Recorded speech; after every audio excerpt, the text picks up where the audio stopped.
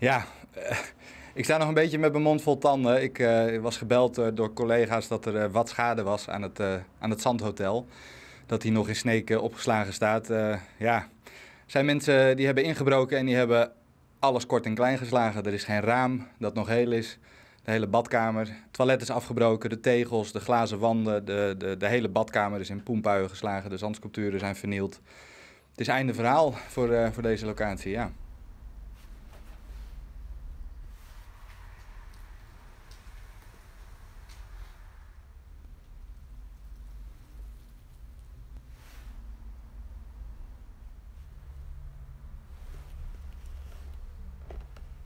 We volgen het onderzoek naar de vorige inbraak op de voet. Al is dat heel erg moeizaam. De politie zou ons op de hoogte houden. We hebben afgelopen maanden niks meer gehoord. We hebben wel begrepen dat de verdachten die zich gemeld hadden en die ook bekend hadden dat ze in de ruimte zijn geweest, niet vervolgd zullen worden. Omdat volgens de officier van justitie de vergrijpen niet ernstig genoeg waren.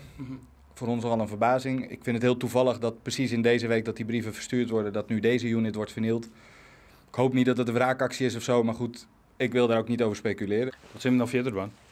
Ja, nou ja, het festival voor dit jaar hadden we al afgeblazen. We zijn druk bezig om een grotere editie voor volgend jaar neer te zetten. Ook in het kader van Culturele Hoofdstad met verschillende nieuwe locaties in gesprek.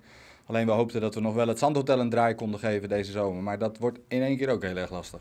We zijn een sterk team en we kunnen heel veel tegenslag aan. Alleen normaal gesproken met de zandsculpturen komt de tegenslag van buiten. Dan hebben we regen. Dat herstellen we altijd vol goede moed. Maar hier zakt de moedje wel een beetje van in de schoenen, ja.